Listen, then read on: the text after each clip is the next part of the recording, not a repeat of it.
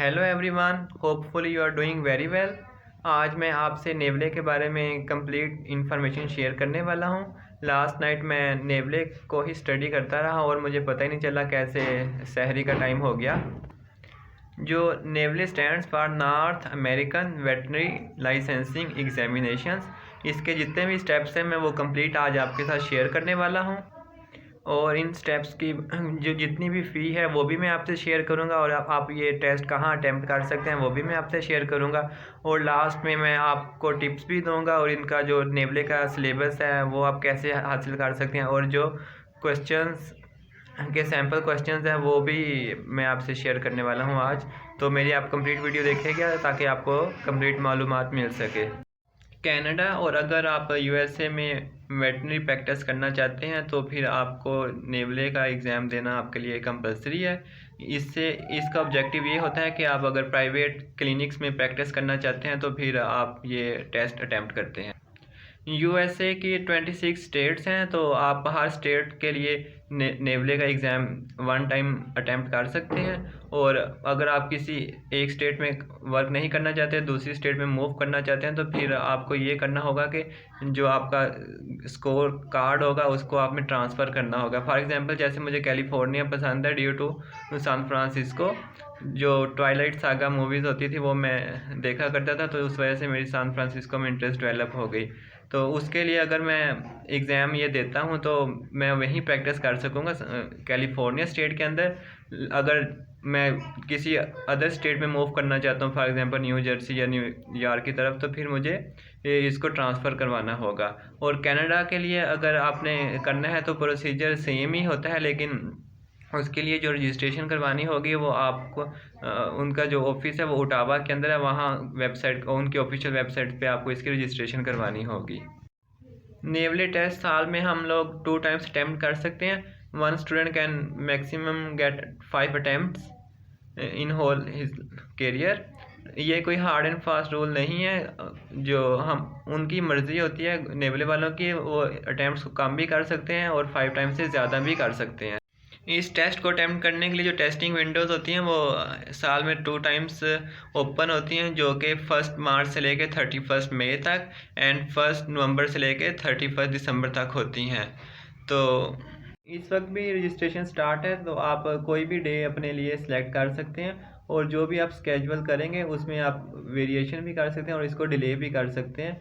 और ये डिपेंड करता है कि अगर सीट्स उस दिन अवेलेबल हैं तो फिर वो आपको जो आपका टेस्ट का डे है वो चेंज भी कर सकते हैं। इसके लिए आपको जो टेस्टिंग सेंटर्स हैं वहाँ विज़िट करना होगा। टेस्टिंग सेंटर यूएसए में भी है, कनाडा में भी है, और इसके अलावा अदर डिफरेंट कंट्रीज़ है जहाँ हम लोग ये टेस्ट अटैम्प्ट कर सकते हैं। जिस तरह इंडिया भी है, हम लोग वहाँ भी अटैम्प्ट कर सकते हैं, चाइना में अटैम्प्ट कर सकते हैं। अगर पासिंग रेट की बात की जाए तो तकरीबन मैक्सिमम स्टूडेंट इस टेस्ट को पास कर लेते हैं। लास्ट ईयर जो पासिंग रेट आया था वो 98% था, और 2020 में जो पासिंग रेट था वो 99% था, और उससे पहले जो पासिंग रेट था वो 100% था। क्योंकि जो स्टूडेंट्स ये टेस्ट अटैम्प्ट कर रहे होते हैं वो हाईली पेड टेस्ट होता है, तो फ़ी पे करते हैं, तो वो मेहनत भी करते हैं, तो इस तरह सारे स्टूडेंट टेस्ट अटैम्प्ट कर लेते हैं। और ये जो नेवले का टेस्ट है ये ज़्यादा मुश्किल भी नहीं होता, इजी होता है। इसके बारे में भी मैं आपको फर्दर गाइडलाइंस प्रोवाइड करूँगा कि आप लोग ये कैसे इसको प्रिपेयर कर सकते हैं और कैसे अपने आप को मोटिवेट कर सकते हैं ये टेस्ट को अटैम्प्ट करने के लिए। अब हम इस टेस्ट को अटैम्प्ट करने के लिए जो फ़ीस स्ट्रक्चर है वो डिस्कस कर लेते हैं। जो इसके लिए 3 स्टेप्स होते हैं, जो 2 स्टेप्स हैं वो कंपलसरी हैं, और जो थर्ड स्टेप है वो उसमें हमें थोड़ा सा टाइम मिल जाता है प्रिपरेशन के लिए और वर्किंग के लिए। जो सबसे पहला स्टेप है उसमें हमने ECFVG रजिस्ट्रेशन करवानी होती है, जिसकी कॉस्ट है $1400। ECFVG stands for the educational commission for foreign veterinary graduates. इसकी हमें रजिस्ट्रेशन इस वजह से करवानी होती है कि इससे हमें परमिशन मिल जाती है एम्प्लॉयमेंट के लिए, और कोई भी लाइसेंस यूएसए में हासिल करने के लिए वेटनरी स्टूडेंट्स को परमिशन मिल जाती है। इस वजह से ये फ़ी जो है ये ज़रूरी है।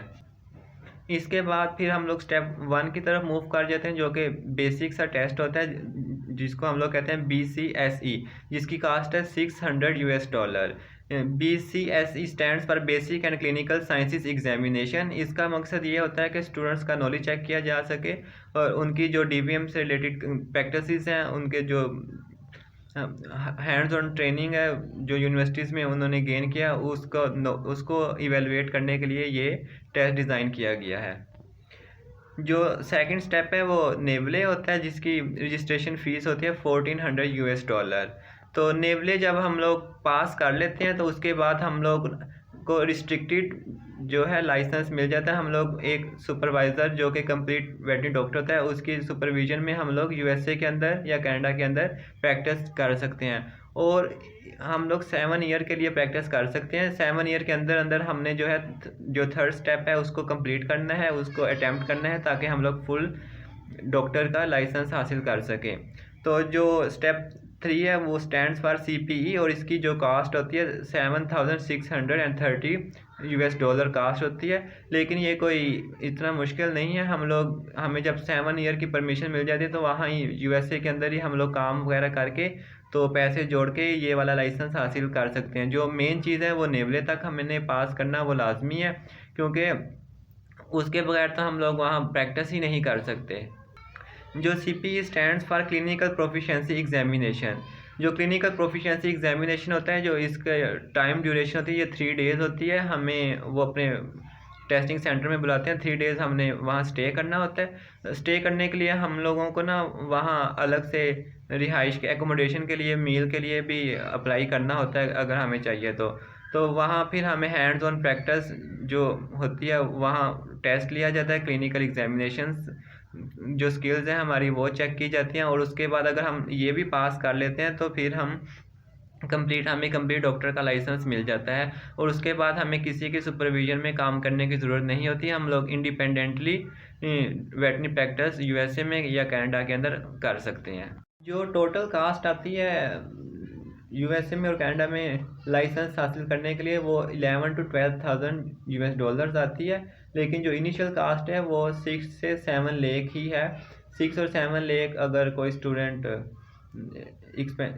अफोर्ड कर सकता है और वो ये टेस्ट अटैम्प्ट भी करता है तो उसके पास काफ़ी टाइम मिल जाता है। ये गुड न्यूज़ है उनके लिए कि वो यूएसए में ही काम करके 7 ईयर के अंदर किसी भी टाइम जो है CPE के लिए रजिस्ट्रेशन करवा के टेस्ट दे सकता है। और हमारे लिए गुड न्यूज़ ये है कि जो नेवले तक जो टेस्ट होते हैं ये सारे थ्योरेटिकल होते हैं, हमें कोई प्रैक्टिस की ज़रूरत नहीं होती। अगर कोई प्रैक्टिस करता है तो ये अच्छी बात है, उसका नॉलेज ज़्यादा अच्छा होगा। तो हम थ्योरेटिकली अगर MCQs बेस्ड होता है ये टेस्ट पास कर लेते हैं और फिर हम यूएसए के अंदर ही प्रैक्टिस करेंगे, जिससे हमारी प्रैक्टिस इंप्रूव हो जाती है और हम आसानी के साथ जो क्लिनिकली प्रोफिशिएंसी एग्जामिनेशन है वो टेस्ट को पास कर सकते हैं। अगर हम नेवले के जो टाइम ड्यूरेशन की है वो बात करें तो हमें टोटल 7.5 आवर्स जो है वो दिए जाते हैं टेस्ट को अटैम्प्ट करने के लिए, जिसमें से 15 मिनट्स की ओरिएंटेशन होती है और ट्यूटोरियल्स होते हैं कि हमने कैसे टेस्ट अटैम्प्ट करना है। उसके बाद 45 मिनट की हमें ब्रेक होती है जिसमें हम लोग लंच कर सकते हैं। तो ये हाईली रिकमेंड किया जाता है कि जो स्टूडेंट्स हाइपोग्लाइसीमिया जिन स्टूडेंट्स को हाइपोग्लाइसीमिया हो जाता है, यानी स्टडी के दौरान उनका ग्लूकोज लेवल कम हो जाता है, जैसे कि वीक स्टूडेंट्स होते हैं वो ज़्यादा खाना नहीं खाते, जिस वजह से पढ़ाई के दौरान उनके जो एनर्जी लेवल होती है वो डाउन हो जाती है और फिर उनके जो एनालिसिस और ये होती है वो कम हो जाती है। तो मेरे साथ भी यही इश्यू रहता है कि हाइपोग्लाइसीमिया हो जाता है ड्यूरिंग पेपर, तो फिर मैं अपने साथ चॉकलेट्स और वाटर वगैरह रखता हूँ ताकि मैं एनर्जी अपनी पूरी कर सकूं और जो थिंकिंग मेरी पावर है वो रिटेन हो सके और देन मैं एनालिसिस करके आंसर फाइंड कर सकूं।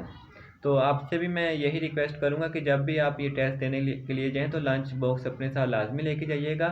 आप किसी भी टाइम पर ब्रेक ले सकते हैं, प्रोवाइडेड कि आपका टेस्ट स्टार्ट ना हो।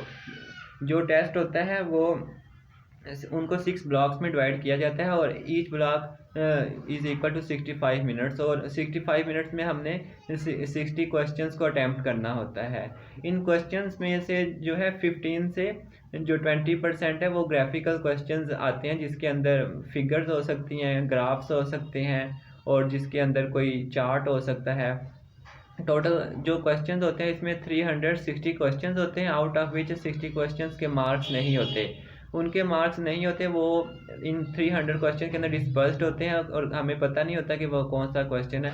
इनका हमें एक ये बेनिफिट है कि अगर हमसे कोई काफ़ी ज़्यादा क्वेश्चन रॉन्ग हो जाते हैं, क्योंकि इन 60 क्वेश्चन की मार्किंग नहीं होती, तो हमें काफ़ी इससे हौसला अफजाई हो जाती है। अगर इन 60 क्वेश्चन में से हमारी गलतियाँ हुई हैं तो फिर हमारा जो नंबर है वो नहीं काटे जाते। जो स्कोरिंग का सिस्टम है नेवले का, वो ऐसा है कि हर जो ब्लॉक्स होते हैं उनको, जो उन ब्लॉक्स के जो एक्सपर्ट्स होते हैं वो उसको इवेलुएट करते हैं, जो हमारा रॉ स्कोर होता है उसको वो कन्वर्ट कर देते हैं स्केल्ड स्कोर के अंदर। और जो स्केल्ड स्कोर होता है, अगर हम लोग 425 स्कोर हासिल कर लेते हैं तो हम लोग पास हो जाते हैं। और दूसरा स्केल स्कोर इनका एक डिफरेंट भी है, वो डिपेंड करता है कि उनकी गवर्नमेंट कौन सा स्केल उस टाइम पर ऑर्डर करती है। उसके लिए हमें 70 से 75 जो है मार्क्स हमें चाहिए होते हैं, लेकिन जो मोस्टली यूज़ होता है वो 425 वाला ही स्केल यूज़ होता है। जिस स्टूडेंट के 425 स्केल स्कोर्स आ जाते हैं तो वो पास कंसीडर किया जाता है। टेस्ट को अटैम्प्ट करने के लिए स्क्रीन के ऊपर ही कैलकुलेटर भी गिवन होता है, लेकिन जो उनकी गाइडलाइन है मैंने उनको स्टडी किया, उसमें यही मेंशन है कि जो कैलकुलेटर है उसकी ज़रूरत तो नहीं पड़ती। जो हमने क्वेश्चन डिज़ाइन किए होते हैं वो इस तरह डिज़ाइन किए होते हैं कि स्टूडेंट्स खुद ही माइंड में ही उनको कैलकुलेट कर सकें। अलबत्ता अगर कोई स्टूडेंट कैलकुलेटर यूज़ करना चाहता है तो वो भी कैलकुलेटर यूज़ कर सकता है। ये कंप्यूटर बेस्ड टेस्ट होता है, तो इसके अंदर अगर हमें कोई क्वेश्चन नहीं आ रहा तो फिर हम इसको स्किप करके नेक्स्ट भी मूव कर सकते हैं। और ये जो 6 ब्लॉक्स मैंने आपको बताए हैं जो कि 65 मिनट्स के होते हैं, एक ब्लॉक कंप्लीट होने के बाद हम लोग लंच के लिए ब्रेक कर सकते हैं जो कि 45 मिनट की होती है। तो मैं आपको ये सजेस्ट करूँगा कि आप जब 3 ब्लॉक्स कंप्लीट कर लें तो उसके बाद ही ब्रेक लीजिएगा, और उसके बाद 45 मिनट्स में आप लंच कर सकते हैं ताकि जो आपकी एनर्जी है वो गेन हो सके। तो जब हम लोग ये टेस्ट पास कर लेते हैं तो उसके बाद हमें स्कोर चार्ट मिल जाता है, और ऑनलाइन जो उनका पोर्टल है वहाँ भी अपडेट हो जाता है। ये जो स्कोर चार्ट होता है इसके अंदर 5 फैमिलीज़ होती हैं, तो उनमें हमारी एक्सपर्टीज़ को वो इवेलुएट करके बता देते हैं कि ये स्टूडेंट इन केनाइन में, फिलाइन में या किस और फैमिली में एक्सपर्ट है। तो उसमें ये होता है कि 5 फैमिलीज़ गिवन होती है जिसमें किनाइन, फिलाइन, इक्वाइन, बोवाइन और पोर्साइन, इनमें से क्वेश्चंस आते हैं। तो फिर अगर कोई स्टूडेंट केनाइन में एक्सपर्ट है तो केनाइन के अगर उन्होंने क्वेश्चंस के आंसर सही दिए हैं तो फिर उसके अंदर परसेंटेज गिवन होगी कि ये स्टूडेंट जो है इक्वाइन या केनाइन के अंदर ज़्यादा बेटर परफॉर्म कर सकता है। अब हम लोग सिलेबस की बात करते हैं कि हम लोग नेवले का सिलेबस कहाँ से हासिल कर सकते हैं। जो इनकी ऑफिशियल वेबसाइट है वहाँ पर जो है नेवले का सिलेबस गिवन है। ये इसको 2 सेक्शंस में डिवाइड किया गया है। जो फर्स्ट सेक्शन है उसमें तो ये होता है कि हमने जो फिजिकल एग्जामिनेशन होता है, हिस्ट्री टेकिंग होती है और जो प्रिस्क्रिप्शन राइटिंग होती है, इससे रिलेटेड ही क्वेश्चंस होते हैं और इससे रिलेटेड ही हमने प्रैक्टिस करनी है, जो कि ये सबसे डिफ़िकल्ट है। और जो सेकंड सेक्शन है उसके अंदर जो हमने DVM ने जो जितनी भी फैमिलीज़ पढ़ी हैं उनकी जितनी भी डिजीज़ हैं, जो न्यूट्रिशनल भी हो सकती हैं, टॉक्सिकोलॉजी से रिलेटेड भी हो सकती हैं, उन सब से उनका डिजीज़ के नेम गिवन है, उन सब में से कहीं से भी क्वेश्चन पूछा जा सकता है। तो आपको वो भी याद करना होगा। हर फैमिली का अलग से दिया हुआ है, जैसे किनाइन की डिजीज़ अलग से मेंशन है, बोवाइन के अलग से मेंशन है। तो जब मैंने प्रिपरेशन स्टार्ट की थी तो मुझे काफ़ी डिफ़िकल्ट लग रहा था कि मैं हर फैमिली में ये हर डिजीज़ अलग अलग कैसे प्रिपेयर करूँगा, क्योंकि ये मिक्सअप भी हो रहा था। फिर उसके बाद मुझे जो आइडिया आया वो ये है कि जो डिजीज़ हैं वो सेम ही होती हैं, माइनर सी सिर्फ डिफरेंसेस होती हैं। कुछ साइंस सिम्टम्स जो होते हैं, फ्यू साइंस सिम्टम्स उसमें वेरिएशन होती है, और जो कॉजेटिव एजेंट होता है उसमें वेरिएशन होती है।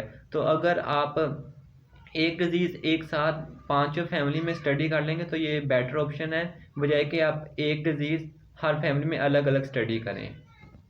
इसके लिए जो आपको प्रिपरेशन मटेरियल चाहिए वो तो जो आपने ड्यूरिंग DVM जितने भी नोट्स आपने अपने हैंड रिटन नोट्स बनाए हैं जो टीचर्स ने आपको प्रोवाइड किया हैं, तो सबसे बेस्ट ऑप्शन यही है कि आप अपने नोट्स स्टडी करें, क्योंकि हम लोग उनके साथ फेमिलियर होते हैं। उसके अलावा सेकंड जो ऑप्शन है वो मर्क मैनुअल है। ये इनके ऑफिशियल वेबसाइट के ऊपर गिवन है, लेकिन मर्क मैनुअल से भी काफ़ी कुछ कवर हो जाता है। ये हार्ड एंड फास्ट रूल नहीं है कि आपने सिर्फ मर्क मैनुअल ही स्टडी करना है, अपने नोट्स भी लाजमी पढ़ने हैं और हर बुक के अंदर से क्वेश्चन आएंगे।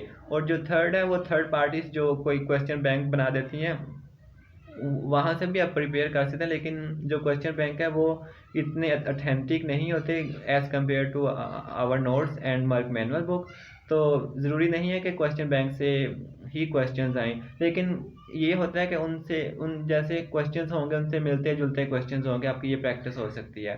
आप इनकी प्रैक्टिस करने के लिए ऑनलाइन रजिस्ट्रेशन भी करवा सकते हैं, इनकी प्रिपरेशन भी करवाई जाती है, लेकिन वो पेड होते हैं, $50 मे बी फॉर 4 वीक। तो मैंने तो फ्री वाले अटेम्प्ट किए हैं, तो मॉक टेस्ट हैं, तो उसके अंदर जो उसमें भी हमें ये आइडिया हो जाता है कि हमारी वीकनेसेस कौन सी है और स्ट्रेंथ कौन सी हैं। तो मैं इस हवाले से भी आपसे शेयर करूंगा कि आप लोग मॉक एग्ज़ाम दें ताकि आपको अपनी वीकनेसेस का पता चल सके।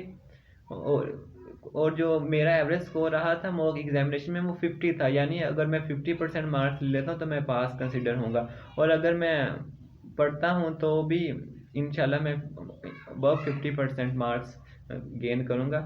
आई डोंट नो कि मैं इस तरफ क्यों लग गया हूँ, लेकिन इतना ज़रूर मुझे आई एम श्योर कि अगर मैं नेवी अटैम्प्ट नहीं भी करूँगा, इसकी प्रिपरेशन में मेरी इतनी अच्छी तैयारी हो जाएगी कि मैं पाकिस्तान के अंदर ही एक अच्छा डॉक्टर कंसिडर किया जा सकूँगा, और फिर मैं जो हमारे पेशेंट्स होंगे उनको ईमानदारी के साथ उनका हक अदा कर सकूँगा और उनकी सिम्टोमेटिक ट्रीटमेंट के बजाय मैं उनकी स्पेसिफिक ट्रीटमेंट की तरफ जाऊँगा। अभी जो मैं आपको गुड न्यूज़ देने वाला हूँ वो ये है कि जो सर्जरीज हैं थी वो हमारी रह गई थी ऑनलाइन क्लासेस की वजह से, क्योंकि ये जो नेवल है ये टोटली थियोरेटिकल है, तो हम अगर थ्योरी याद कर लेते हैं तो हमें सर्जरी की ज़रूरत नहीं होगी। सर्जरी की हमें उस वक्त ज़रूरत होगी कि जब हम लोग क्लिनिकल प्रोफिशिएंसी एग्ज़ाम परफॉर्म कर रहे होंगे, वो 7 ईयर के अंदर हम लोग तब तक सर्जरी सीख सकते हैं।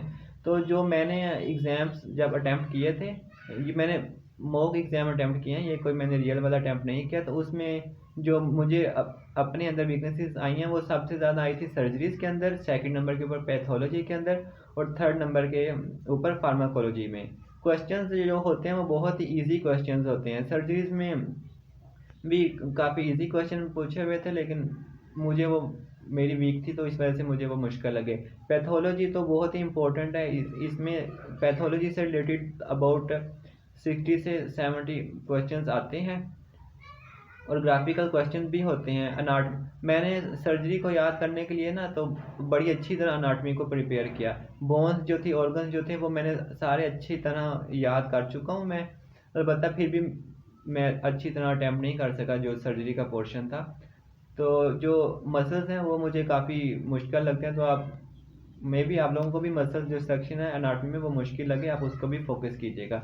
अभी मैं आपकी बताना चाहता हूँ कि किस तरह के क्वेश्चंस आते हैं। फॉर एग्जांपल अगर एनाटॉमी में से क्वेश्चन आया हुआ था तो एक एक्सरे गिवन था जिसमें बोन का नेम भी गिवन था, मे बी एल्बो हो सकती है, फीमर हो सकता है, पेटिला हो सकता है, टिबिया, कुछ भी हो सकता है, वो डिपेंड करता है कि वो एग्जाम उन्होंने कौन सा क्वेश्चन इंक्लूड किया हुआ है। तो उसके ऊपर बोन के एक पार्ट के ऊपर एरोज उन्होंने मेंशन किया हुआ था और हमने उसका नेम बताना था। फॉर एग्जांपल जो मैंने क्वेश्चन अटेम्प्ट किया था उसमें उन्होंने जिधर मार्क किया हुआ था तो वो ओलिक्रेनोन फोसा था, तो मैंने सिंपली क्लिक कर दिया ओलिक्रेनोन फोसा के ऊपर, तो जिसकी वजह से मेरा आंसर करेक्ट हो गया।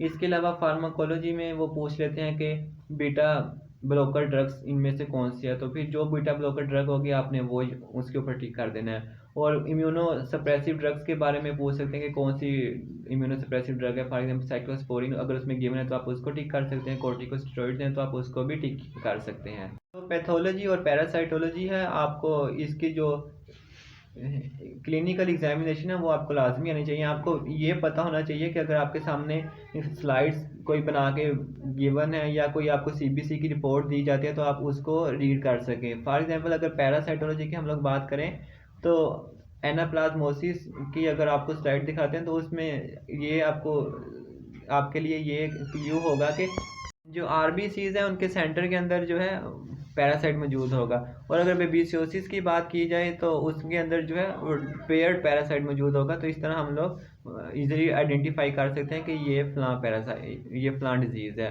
उसके अलावा कुछ क्लिनिकल केसेस भी आपको गिवन होते हैं तो वो भी आप आसानी के साथ उनका आंसर दे सकते हैं। उन क्लिनिकल केसेस की ट्रीटमेंट पूछी जाती है तो आप वो भी बता सकते हैं ट्रीटमेंट ईजीली। इसके अलावा ब्लड स्मीयर आपको दिखाया जा सकता है तस्वीर के अंदर। और हाँ, इलेक्ट्रोकार्डियोग्राम का क्वेश्चन लाजमी आता है। इलेक्ट्रोकार्डियोग्राफी जो होती है उसके जो चार्ट होता है ना, उसके अंदर T wave, P Q R S waves होती हैं। ये इनमें ये पूछा जाता है कि टी वेव्स हमें क्या क्ल्यू दे रही है, एस वेव से हमें क्या पता चल रहा है। तो आप इसको भी लाजमी प्रिपेयर कीजिएगा। तो जैसा कि मुझे अपनी वीकनेसेस का पता चल गया है मेरी पैथोलॉजी में, सर्जरी में और फार्माकोलॉजी में, तो अभी मैं मेन फोकस इसी के ऊपर करूँगा ताकि मैं इनको बेटर मेमोराइज कर सकूँ। नेवले का जो टेस्ट है ये काफ़ी इजी होता है, मुश्किल नहीं होता। आप लोग जब इसके मॉक एग्ज़ाम्स क्वेश्चंस देखेंगे या जो सैम्पल क्वेश्चन गिवन है वो भी देखेंगे ना, तो मोस्टली आपको उसमें से आते होंगे। करना सिर्फ आप लोगों ने ये है कि जो उन्होंने सिलेबस दिया हुआ है उसको जस्ट वन टाइम आपने रिवाइज करना है, तो आपका ये जो है क्लियर हो जाएगा। तो इसकी फ़ीस का भी अब इतना ही कोई इशू नहीं रहा। अगर कोई स्टूडेंट दुबई वगैरह में जॉब कर लेता है तो वहाँ से भी अच्छे पैसे कमा के इसको अटैम्प्ट कर सकता है। और हाँ, अलबत्ता अगर आप लोग नेवले पास नहीं भी कर सकते तो आपकी इतनी ज़्यादा प्रिपरेशन हो जाएगी कि आप लोग अरब कंट्रीज़ के अंदर कहीं भी जॉब कर सकते हैं। और इसी टेस्ट को बेस बना के आप लोग यूरोप का टेस्ट भी दे सकते हैं, ऑस्ट्रेलिया का भी टेस्ट दे सकते हैं। प्रोसीजर सबके सेम होते हैं, क्वेश्चन सबके सेम ही आने होते हैं। और भी स्टूडेंट्स फेल होते हैं, तो अगर कोई हम में से फेल हो जाएगा तो ये कोई बड़ा इशू नहीं है। लेकिन जो मैंने पासिंग रेट पहले ही आपके साथ अर्ज किया है कि 98% पासिंग रेट है, हर स्टूडेंट इसको पास कर लेता है इजीली। अगर आपका कोई भी क्वेश्चन है इससे रिलेटेड तो आप कमेंट बॉक्स में कमेंट करके मेरे से पूछ सकते हैं। इसके सिलेबस के बारे में पूछ सकते हैं, सिलेबस आपको वेबसाइट से मिल जाएगा। इसके रजिस्ट्रेशन के बारे में पूछ सकते हैं, मॉक एग्ज़ाम्स हैं उसके बारे में पूछ सकते हैं। जो आपकी वीकनेसेस हैं आप उनके बारे में भी मेरे से डिस्कस कर सकते हैं कि आप उनको कैसे प्रिपेयर करें, अपनी वीकनेसेस को कैसे दूर करें। तो जो मेरी सबसे बड़ी वीकनेस थी वो सर्जरी थी। मैं ये सोचा करता था कि पता नहीं मैं सर्जरीज को कैसे कर सकूँगा, लेकिन जो है ये जो मेरी 50% टेंशन थी ये सारी की सारी अब ख़त्म हो चुकी है। क्योंकि ये तो टोटल थियोरेटिकल होना है, तो हम अगर हमारी थ्योरी स्ट्रॉन्ग है तो हम लोग इसको आसानी से पास कर सकते हैं। और जो सर्जरी का पोर्शन है वो तो 7 ईयर के अंदर हम इतने एक्सपर्ट तो हो ही जाएंगे कि हम लोग जो सर्जरीज हैं वो परफॉर्म कर सकें। और मेरे फ्रेंड्स हैं, मे भी वो मेरे से ज़्यादा सर्जरीज में एक्सपर्ट हों या मैं उनसे ज़्यादा एक्सपर्ट हूँ। सर्जरीज हर कोई परफॉर्म कर लेता है, लेकिन जो मेन इशू आता है कि हमने ये देखना होता है कि फलां ऑर्गन में कौन सी ब्लड सप्लाई है, इसको कौन सी नर्व जा रही हैं। और हाँ, अनाटमी के क्वेश्चन काफ़ी ज़्यादा आते हैं, तो आप अनाटमी के ऊपर लाजमी फोकस कीजिएगा। और जो मोस्टली क्वेश्चन आते हैं जो स्पाइनल नर्व्स होती हैं, क्रेनियल नर्व्स होती हैं और जो स्पाइनल नर्व्स होती हैं, इनमें से तो एक क्वेश्चन लाजमी आता है कि जो क्रेनियल नर्व्स हैं 11, इनमें से जो नर्व 8 का इसका फंक्शन क्या है। इस तरह के क्वेश्चन लाजमी आते हैं, तो आप प्लीज़ इसको भी फोकस कर लीजिएगा। ये अनाटमी में पहले पढ़ चुका हूँ, तो अब पहले मैं पैथोलॉजी वगैरह को कंप्लीट कर लूँगा तो फिर दोबारा मैं इसकी तरफ आऊँगा, अनाटमी की तरफ। उम्मीद करता हूँ कि आपको ये मेरी वीडियो पसंद आई होगी। अगर आपको पसंद आए तो मेरे चैनल को सब्सक्राइब कीजिएगा और लाइक भी कीजिएगा, और कमेंट करके मुझे बताइएगा कि आपको क्या डिफ़िकल्टीज पेश आ रही हैं और आप मेरे से मुझे क्या सजेस्ट करना चाहते हैं कि मैं खुद अपने आप की भी इम्प्रूवमेंट कर सकूं, और जो स्टूडेंट्स मेरे से गाइडलाइन लेते हैं मैं उनको भी एक अच्छी एडवाइस दे सकूं। Thank you very much.